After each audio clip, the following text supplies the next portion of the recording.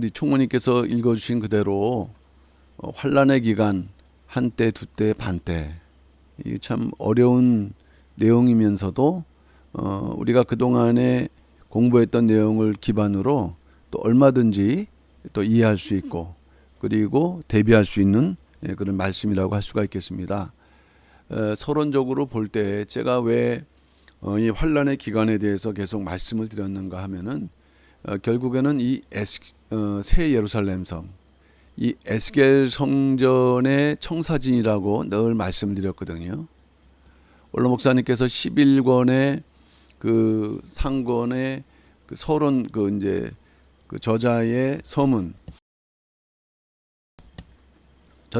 보게 되면은 이렇듯 그 새 예루살렘 성을 에스겔 성전에 에스겔 성전은 새 예루살렘의 청사진이라는 이제 말씀을 주셨거든요. 그러면 지금 11권에서 에스겔 성전에 대해서 공부하는 것은 결국 우리가 새 예루살렘 성으로 나아가는 그 준비 또 방향, 방법 이런 것을 공부하는 것이거든요. 그것을 구체적으로 이렇게 따라가 봤더니 뭐가 있냐면 이 새 예루살렘 성에 들어가기 직전에는 반드시 마지막 성도가 거쳐야 하는 그러한 7년 대환란 중에서 후 3년 반 기간이라는 게 있다는 것이에요. 뭐 반복해서 말씀드리지만은 결국 이러한 의미에서 지금 환란의 기간이라는 것을 말씀드리는 것이죠. 7년 대환란이라고 했는데 이것은 그 다니엘서 9장 24절에서 27절 보게 되면은 70일이라는 그런 그 계시가 있어요. 이것이 왜 중요하냐 하면은 어느 순간부터 종말까지라는 그 기간 동안에 이루어질 그러한 모든 사건을 이미 예언했는데 그 70일에 일이라는 것은 7인데 7이 70번이라는 말씀인데요. 이 70일의 기간 가운데에서 마지막 종말 앞에 한 일에가 있다 이런 말씀이에요. 그러니까 7년이란 얘기죠. 그래서 신학자들은 이것을 7년 대환란이라고 보는데 또 그 70일에 뿐만 아니라 요한계시록을 보게 되면은 그 7년을 반반으로 나누고 있다. 그래서 우리가 그것을 전 3년 반이라고 하고 또 후 3년 반이라고 하는데 이 전 3년 반은 교회가 분명히 핍박을 당하는 기간이긴 하지만은 복음 전파가 가능한 기간이라고 그랬고요. 그에 비해서 후 3년 반은 교회와 성도가 사단의 권세 아래 일정 기간 던져지는 기간이죠.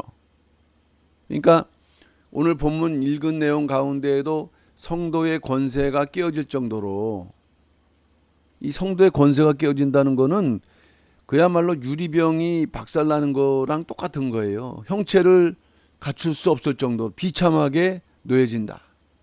죽음의 직전까지 혹은 순교할 정도로 심각한 박해를 받는 기간인데 이것은 한편으로는 하나님 입장에서는 새 예루살렘 성에 들어갈 수 있는 합당한 믿음을 갖고 있는가 하는 것을 검증하는 기간이라는 말씀이에요.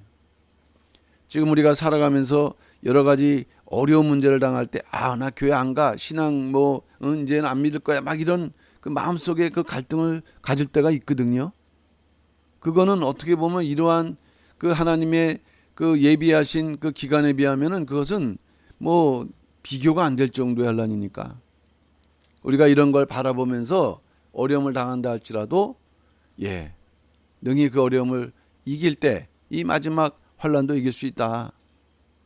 그러나 우리가 성도로서 하나님의 계획 정도는 우리가 알고 가야 된다는 것이에요. 근데 오늘 본문을 보게 되면은 이 후 3년 반의 기간을 한때, 두때, 반때라고 표현하고 있거든요. 성경 읽으면서 이 구절을 읽지 않은 분은 안 계실 텐데 그러면 왜 이 기간을 한때, 두때, 반때라고 말씀했을까? 그동안은 우리가 다니엘서를 공부했지 않습니까? 2300주야, 1290일, 1335일로 말씀을 드렸어요. 근데 오늘은 이제 마지막이 되겠죠. 한때, 두때, 반때. 그러니까 하나의 힌트를 일단 드린다고 한다면은 서울에서 부산까지 가는데 뭐 논스톱으라는 거가 아닌 이상에는 중간중간에 이렇게 역이 있다는 거예요. 중간중간에 역. 천안이다. 대전이다. 대구다. 그러면 이 목표까지 얼만치 왔는가는 요 중간 분기점을 통해서 알 수가 있는 것처럼 요 때의 구분인 거예요. 목표를 향한 때를 정확하게 알 수 있는 하나님의 어떻게 보면 그 성도에 대한 그 암호, 또 사랑, 은혜, 왜? 직접 하나님이 이렇게 관여하진 않으시지만은 성도들에게 그 환난을 이길 수 있도록 뭔가 격려하시는 그런 은혜가 여기 담겨져 있다. 아, 그럼 내가 한 때를 살고 있는가? 두 때를 살고 있는가? 반 때를 살고 있는가? 우리가 역사적으로 이러한 때를 겪지만 그러나 우리 삶 속에도 한 때가 있을 수 있고요. 또 두 때의 환난이 있을 수 있고 아, 이제 지났구나. 반때로 접었구나. 이런 또 환난의 원리가 있을 수 있어요. 그렇다면 계시록에는 환난의 기간에 대해서 이제 어떻게 말씀하고 있는가? 그동안은 다니엘서를 공부했다고 했는데요. 주로 이제 계시록을 잠깐 살펴보면서 요한계시록과 또 다니엘서 역시 오늘의 주제가 되는 한때, 두때, 반때가 있거든요. 이제 그것을 종합적으로 이렇게 말씀을 드리고 또 그동안에 공부했던 것을 좀 바탕으로 해서 오늘 마지막 결론의 말씀을 드리고자 합니다. 자, 첫째는 환난의 기간에 대한 성경의 증거. 성경은 환난의 기간이라는 것은 날짜에 대한 거거든요. 결국 성경에서 많은 주제가 있지만은 가장 중요한 부분은 날짜예요. 우리가 구속사 시리즈를 공부하더라도 구속사 시리즈의 마지막 주제, 그것은 뭘까요? 제사이기도 하지만 또 절기일 수도 있는 거예요. 절기, 날짜, 때와 기한은 아버지께 있다고 했는데 이러한 그 연관성 있는 부분이기 때문에 우리가 먼저 성경의 증거를 잘 알아야 되는데 첫째로 다니엘서는 어떻게 증거했는가? 첫째로 다니엘서는 2300주야라는 것을 말씀드렸죠. 다니엘서 8장 14절 그가 내게 이르되 2300주야까지니 그때의 성서가 정결함을 입으리라 했느니라. 이 기간은 역사적으로 볼 때는 그 성전이 회파당하고 성전이 회복되는 기간, 요거를 예언했는데 실제로 역사적으로 이것이 성취됐어요. 그리고 그대로 요 2300주야라는 그런 기간이 요것이 성취가 되었다. 놀라운 일이죠. 이러한 역사가 있기 전에 한 300년 후에 전에 다니엘 선지자가 예언을 했단 말이에요. 근데 그것이 날짜가 오차 없을 정도로 정확하게 예언이 되어서 성취되었는데 그런데 이것이 과거 이스라엘 백성들에게 해당되는 역사만이 아니라 이것이 또한 무엇에 해당됩니까? 종말. 2300주야는 한 6년 6개월에 해당되는 부분이니까 이걸 통해서 우리는 7년이라는 기간을 우리는 생각을 해볼 수 있는 것이죠. 자, 두 번째로 1290일과 1335일이 나왔다 그랬어요. 1290일과 1335일. 요거는 다니엘 12장 11절하고 12절 오늘 본문이기도 하죠.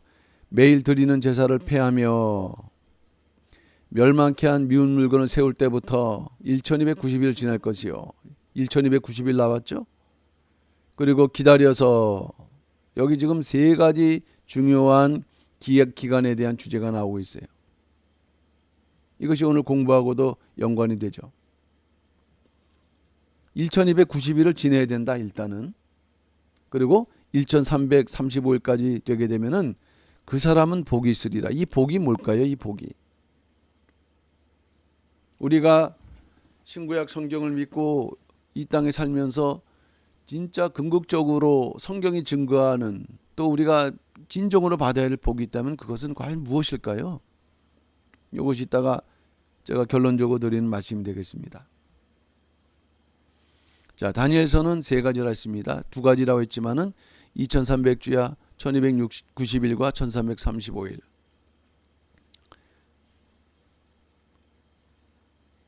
자, 요한계시록의 증거는 뭘까요? 요한계시록은요. 첫째로 사흘반이라고 했습니다. 사흘반. 이거는 3일반이란 얘기잖아요. 3일반. 요한계시록 11장 9절 백성들과 족속과 방언과 나라 중에서 사람들이 그 시체를 사흘반 동안 목도하며 무덤에 장사하지 못하게 하리로다 이렇게 말씀했거든요. 요거는 요한계시록 11장 보면 두 증인이 나오는데 두 증인이 앞부분에서는 1260일 증거를 해요. 그리고 이제 죽임을 당하고 며칠이요? 3일 반. 요때 이제 부활한다, 살아난다. 이러한 말씀이 되겠거든요. 그러니까 요 3일 반은 사실은 뭘 얘기를 하느냐? 후 3년 반을 증거하는데 왜 3년 반을 3일 반이라고 했는가 하면은 후 3년 반은 어마어마한 박해 기간이라 했지 않습니까?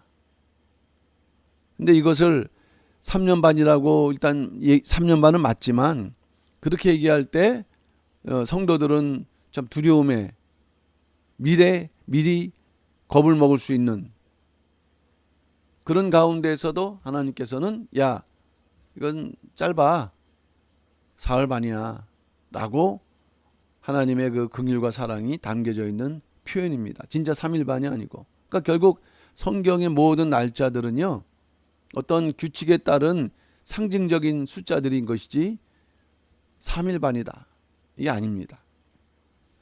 나중에 우리가 노아 방주하고도 이렇게 보면은 이 한때 두때 반때나 후 3년 반에 대한 그러한 그 환란의 진전이 나타나고 있거든요. 근데 그런 걸 보게 되면은 이 날짜의 기간은 또 창세기에서 증거하는 기간은 또 다르죠. 그렇지만 분명한 것은 순서는 맞습니다. 한때, 두때, 반때. 그래서 이렇게 사흘반이라고 말씀했고 요 1260일이 가장 기본적인 그러한 환란의 기간입니다. 이게 바로 3년 반을 한 달 30일로 계산할 때 계산되는 3년 반의 기간이에요. 1260일. 근데 성경 요한계시록에는 전 3년 반도 1260일, 후 3년 반도 1260일로 예언하고 있어요. 요한계시록 11장 3절 내가 나의 두 증인에게 권세를 주리니 저희가 굵은 베옷을 입고 1260일을 예언하리라. 이거는 두 증인이 예언하는 기간인데 두 증인이 예언하는 기간 1260일. 요거는 전 3년 반이다. 전 3년 반. 자, 거기에 비해서 요한계시록 12장 6절 그 여자, 해를 입은 여자죠. 그 여자가 광야로 도망하매 거기서 1260일 동안 저를 양육하기 위해서 하나님의 예비하신 곳이 있더라. 마치 노아가 방주 안에 보호를 받지만 실제로 방주도요. 그 홍수 속에 있는 거예요. 환란 속에서 보호해 준다는 이미지. 그래서 올로 목사님께서는 요한계시록 12장 6절 이 해를 입은 여자 교회거든요. 교회의 성도들이 후 3년 반 당할 것을 예언하신 것이다라고 말씀하셨어요. 이처럼 1260일이 있다. 그 다음에 이제 세 번째 요한계시록에도 한때, 두때, 반때가 있어요. 요거는 요한계시록 12장 14절 말씀이죠. 그 여자가 큰 독수리의 두 날개를 받아 광야 자기 곳으로 날아가 거기서 그 뱀의 낯을 피하여 한때와 두때와 반때를 양육받으매. 이처럼 요한계시록에도 한때, 두때, 반때가 있는데 요 구절은 아까 말씀드렸던 대로 후 3년 반의 기간을 해를 입은 여자라는 그런 내용 속에서 증거를 하고 있는 거죠. 마지막 네 번째가 42달 후 3년 반 짐승에게 고난을 준 기간. 요한계시록 11장 2절 성전방 마당은 청량하지 말고 그냥 두라. 이것을 이방인에게 주었은즉 저희가 거룩한 성을 42달 동안 짓밟으리라 그랬지 않습니까? 거룩한 성이라는 게 뭘까요? 거룩한 성. 교회와 성도들.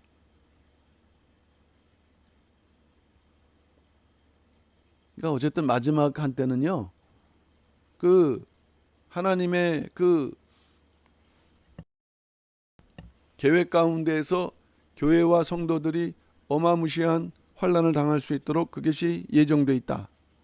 그러니까 어쩌면은 그 화액 전에 하나님께서 불러가시는 그러한 성도들도 있다 그랬어요.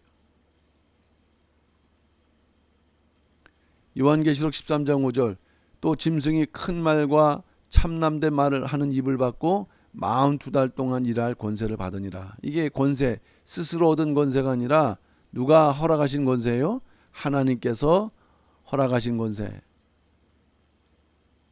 하나님께서 허락. 마치 욥의 생명만 건드리지 말고 욥을 시험하셨던 것처럼. 그러니까 욥이 하여튼 생명 빼놓고는 진짜 처참한 가운데에서 떨어졌을 때 하나님 보시는 것은 욥의 믿음을 보셨던 것이죠.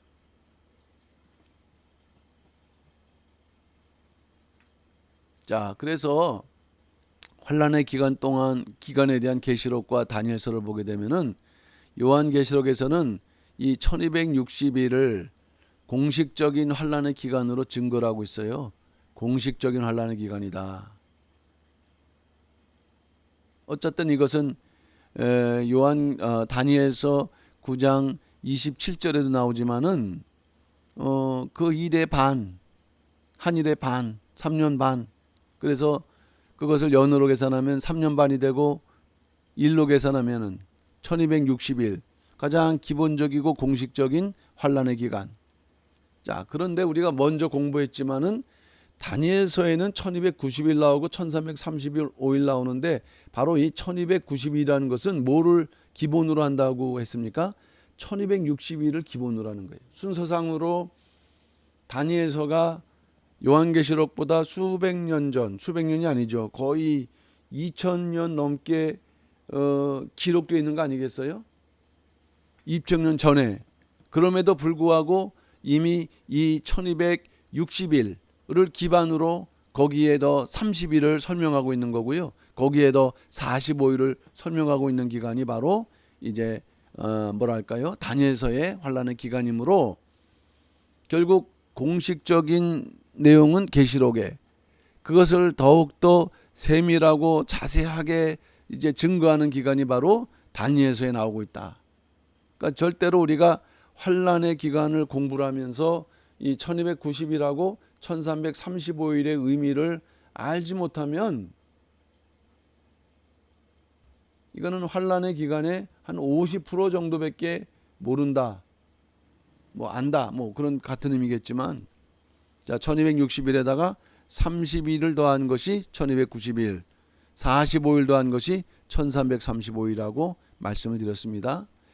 자, 그러면 이제 두 번째로 그러면은 오늘의 주제가 되는 한때, 두때, 반때에 대한 성경적인 증거는 뭐냐 하는 것이에요. 아까 요한계시록에도 한때, 두때, 반때가 나오고 그 다음에 다니엘서도 한때, 두때, 반때가 나오는데 먼저 계시록 이제 거꾸로 계시록을 이제 증거를 해보게 되면은 첫째로 1260일의 기간이라 했습니다. 이 한때, 두때, 반때는 그러니까 아까 설명드렸지만 자, 계시록에서는 3일 반, 42달, 1260일, 한때, 두때, 반때 이러한 구조로서 다양하게 필요할 때마다 여기를 쓰기도 하고 또 여기를 쓰기도 하고 하는 이런 식으로 이제 1200 한때, 두때, 반때를 설명하고 있습니다. 거기에 해당되는 구절이 요한계시록 12장 14절과 12장 6절입니다. 그래서 요한계시록을 종합해 보게 되면은 한때 두때 반때는 바로 뭐냐? 1260일이다. 자, 근데 다니엘서는 좀 다릅니다. 다니엘서는 좀 다르다. 이거는 오늘 이제 우리가 다니엘서를 본문 다니엘서 12장 7절을 볼 때 언제까지가 한때 두때 반때인가라는 것을 보면서 언제까지 한때 두때 반때가 가는가 하는 것을 보면서 우리가 다니엘서에서 말씀하는 내용을 이해를 하셔야 돼요. 그래서 제가 요한계시록에서 말씀하는 내용하고 다니엘서 말씀하는 내용을 두 가지를 다 말씀드린 것이죠. 다니엘서는 첫째로 언제까지? 1290일까지. 다니엘서 12장 11절 매일 드린 제사를 폐하며 멸망케 할 미운 물건을 세울 때부터 1290일까지도 지낼 것이요. 1차적으로는 환란이 최고로 극대되는 기간이죠. 그런데 2번 1335일까지 기간. 왜냐하면은 요거는 직접적인 환란은 아니지만은 모든 일이 다 끝나기 위해서는 요때까지 가야 되기 때문에. 그리고 오늘 본문 다니엘서는 하여튼 모든 일이 다 이 한때 두때 반때가 끝나게 되면은 모든 일이 다 끝난다라고 말씀했기 때문에 우리는 다니엘서에서는 좀 넓혀서 1290일을 지나 1335일까지를 요때가 환란이다 끝나는 기간이구나라고 보시고, 그리고 요 기간까지를 다니엘서에서는 한때 두때 반때로 증거하고 있구나. 아까도 말씀드렸던 것처럼 구약이지만은 미리 이러한 그 하나님의 예언의 말씀을 미리 증거를 하고 있다. 자세하게. 그리고 요한계시록에서는 그것을 공식적으로 말씀하고 있다.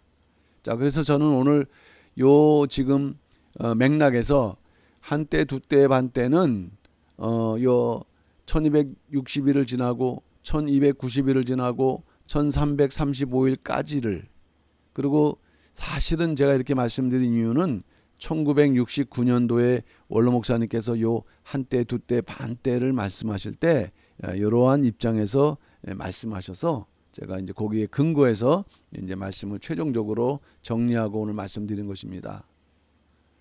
자, 세 번째, 역사적으로 성취된 한때 두때 반때라 그랬습니다. 자, 작은 첫 번째로 한때의 성취. 이 한때가 어떻게 성취되었는가? 역사적으로 보게 되면은 매일 드리는 제사를 폐하며라는 부분이 요게 한때의 성취라고 하셨어요. 한때 매일 드리는 제사를 폐하며. 요거 제가 지난번에도 말씀드렸거든요. 우리가 일제에 혹은 공산당의 치하에 또 들어갈 때 점령군이 들어와 갖고 함부로 하잖아요. 그 6.25 때는 그 예수 믿으면은 그 자체만으로도 반동문자가 되는 거 아니겠어요? 그러니까 이 당시에도 이 셀류쿠스 왕조의 안티오코스 4세가 이게 이제 그 정복하고 고국으로 돌아가다가 우리 저기 그 예루살렘에 싹 침략해 갖고 이제 드디어 압박을 가기 시작하는 순간이 있었던 거예요.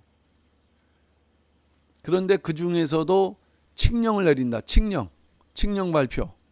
야, 너희들 매일 드리시지. 이거는 이제 상번제라고 하거든요. 제사장 레인들이 아침과 저녁마다 하나님께 번제물을 드려요. 그리고 안식일 날 드리고 절기 때 드리고, 우리가 수요일 날 예배 드리고, 우리 교회는 목요일 날 예배 드리고, 또 주일 날 예배 드리고, 공식적으로는. 그런데 정부에서 야, 그거 하지 마. 근데 중요한 건 뭐냐면은 칙령을 발표했다고 해서 발표하는 순간 적용하지 않고 요놈들이 잘하고 있는지 이렇게 보는 기간이 있잖아요. 한때 기준이에요. 근데 아직 이제 그 환란이 본격적으로 시작하지 않은 때. 이스라엘 역사를 보게 되면은 주전 167년 5월 5일경에 칙령을 발표했고요. 그해 12월 15일에 본격적인 본색을 드러냅니다. 본격적으로. 뭐를 세우면서? 성전의 멸망에 가증한 우상을 세우면서 본격적으로. 그러니까 우리는 요 기간 한 7개월에 되는 기간을 이스라엘 역사 속에서는 요거를 우리가 한때라고 구분할 수 있고, 또 올로 목사님께서 이렇게 구분을 해 주셨어요. 한때. 자, 두 때의 성취. 두 때. 멸망케 할 미운 물건을 세울 때부터, 엄밀하게 말하면은 요 때부터 이제 그 167년 12월 15일 때부터 이제 고다음 분기점까지가 되는 것이죠. 매일 드린 제사를 폐하며 멸망케 할 미운 물건을 세울 때부터 1290일을 지날 것이요. 요 때가 주전 167년 12월 15일 멸망에 가증한 것을 세운 날, 얼마나 이 날이 그 정말 참혹하고 수치스러웠는지 이스라엘 백성들은 요거를 구체적으로 날짜로 이렇게 명시하고 있지 않습니다. 그러면서 이제 여기서 1290일을 지내는 것이에요. 주전 164년 12월 25일 날 어떤 일이 있었는가? 성전을 회복했다. 마따디 아들 유다 마카비가 혁명을 일으켜요. 전쟁을 하는 거죠, 전쟁. 그래서 예루살렘에서 모든 그 셀루쿠스 시리아 왕 군사들 다 쫓아내고, 그렇다고 전쟁이 끝난 게 아니라 예루살렘만 이제 일단은 보존하고 외부에서는 계속적으로 또 전쟁이 있었던 것이죠. 요 기간 동안이 바로 두 때. 한때의 두 배죠, 두 배. 최고조로 그 환란이 가중되는 기간. 그러니까 한때가 폭풍전야라고 한다면 두 때 이제 폭풍이 시작된 거예요. 근데 생각보다 이 폭풍이 어마어마하구나.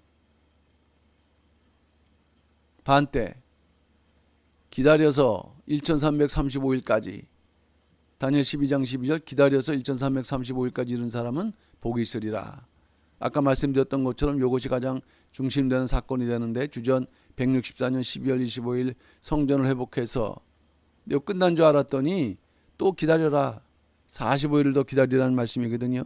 1290일에서 1335일까지니까는 45일을 더 기다렸더니 대충이 아니죠. 정확하게는 주전 163년 2월 11일 경이 되는데, 역사를 보면 날짜는 나와 있지 않지만 이때 적그리스도의 상징이 되는 안티오코스 에피파네스가 죽어요. 실제로 이 사람이 요 성전 회복되는 거에 충격을 받았어요. 충격을 받고 그 다음부터 시름시름 앓다가 갑작스럽게 죽거든요. 멀쩡한 사람이 죽은 거예요. 하나님의 사실 심판이죠. 이건 뭐냐면 마지막 때 사단이 심판받을 것을 예언하고 있는 것이죠. 한때, 두때, 반때. 그래서 우리는 이 기다리는 기간을 환란 속에 품어 넣어야 된다. 왜? 아직 이 사단이 심판받을 시간이 아니기 때문에. 이걸 이제 그림으로, 제가 지난달에 그림으로 이렇게 보여주신 거에다가 뭘 첨부했냐면은 여기에 이제 설명되어 있습니다. 한때, 두때. 두때라는 거는 요 때부터 요 30일을 포함한 기간까지. 그리고 마지막 반때 45일. 정확해요. 한때, 두때, 반때. 날짜는 기간 동안, 요건 7개월 기간이고, 요거는 3년 이상의 기간이고, 요거는 뭐 45일 기간이죠. 그러나 흐름으로 볼 때는 분명하잖아요.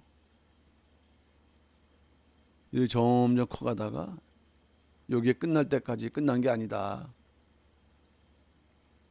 이런 흐름으로 구약 역사에 있었고, 이것이 그대로 종말에 있을 것임을 하나님께서 섭리하고 계시다는 거예요. 그러니까 여러분께서는 이런 흐름을 알고 계시면, 옛날에 이 당시에는요, 요때 이제 사람들이 이제 저항을 했어요. 사실은 저항을 하다 보니까는 이 안티오코스 4세가 악심을 품은 거죠. 어라. 그러다 보니까 이제 환란이 시작될 때는요, 어마어마한 박해.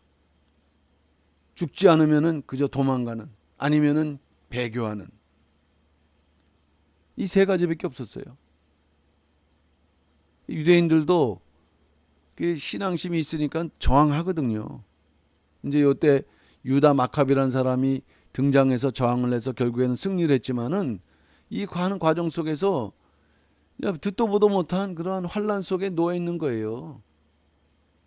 마치 부모 잃은 자녀가 그 전쟁터에 던져져 갖고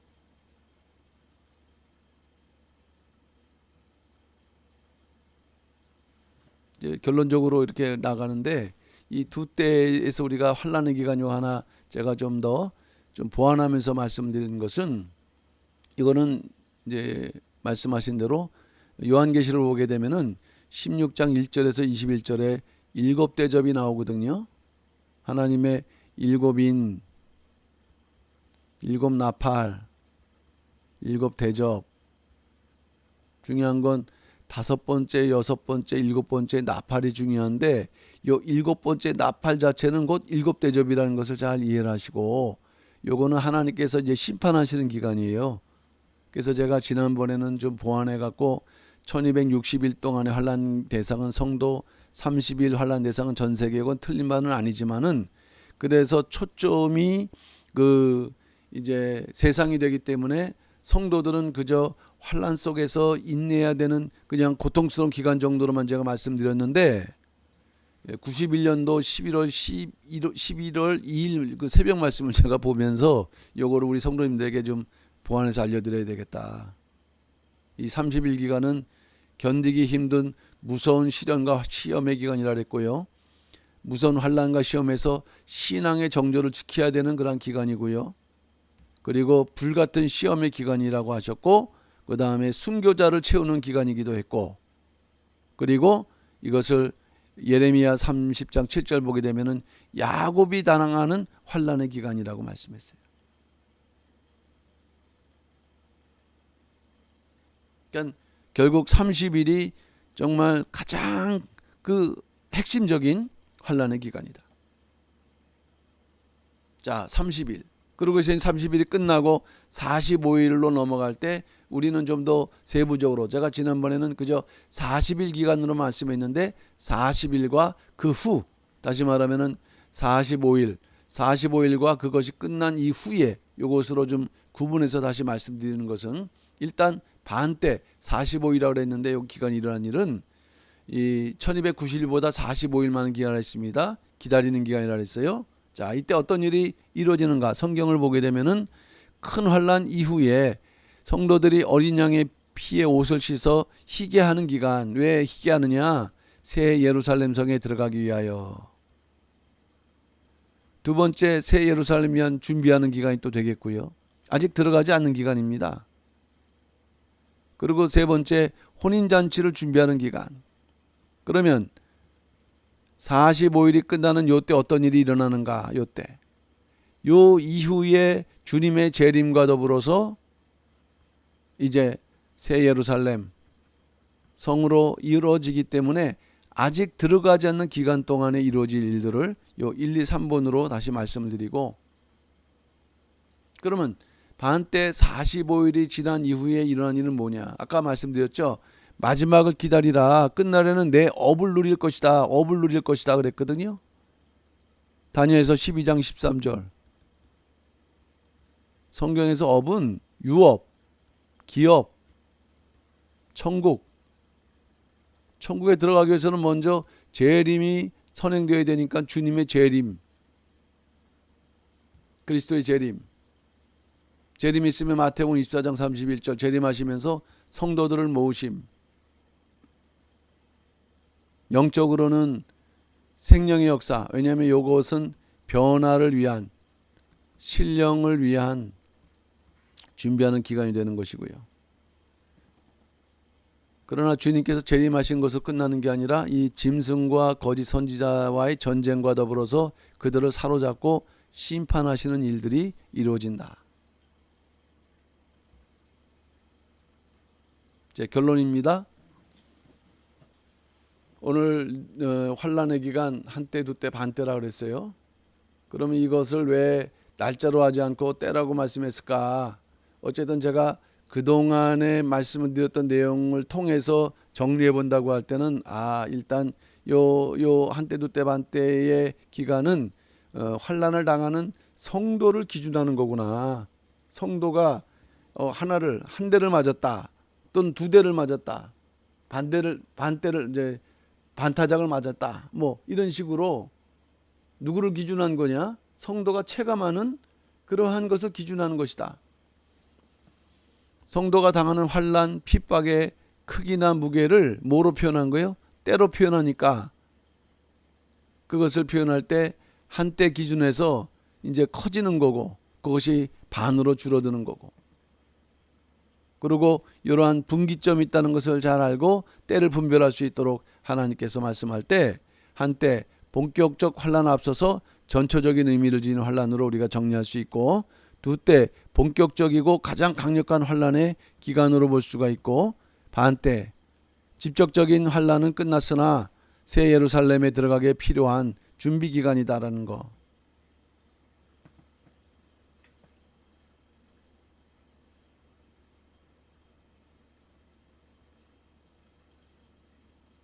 자, 그래서 마지막 성도에게 필요한 거는 인내와 기다림이라고 했습니다. 인내와 기다림. 끝까지 환난에서 승리하라. 승리하기 위해서 인내가 필요하다. 요한계시록 14장 12절.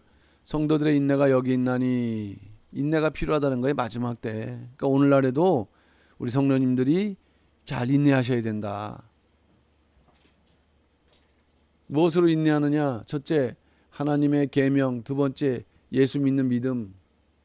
교회 나간다고 해서 믿음을 갖고 있는 게 아니에요. 교회는 나가는데 그 교회 나간 그 은혜를 통해서 생활 속에 적용이 돼야 되는데, 어떤 환난을 당하면은 금방 허물어지거나 돌아서거나 아니면 맞서 싸우거나 이런 어떤 그 믿음의 모습이 다른 거 아니겠어요? 그러니까 그 믿음을 증거하기 위해서, 확증하기 위해서 하나님께서 우리에게 때때로 시험을 주신다, 시련을 주신다. 마지막 기다림이 있습니다. 기다림. 너는 가서 마지막을 기다리라.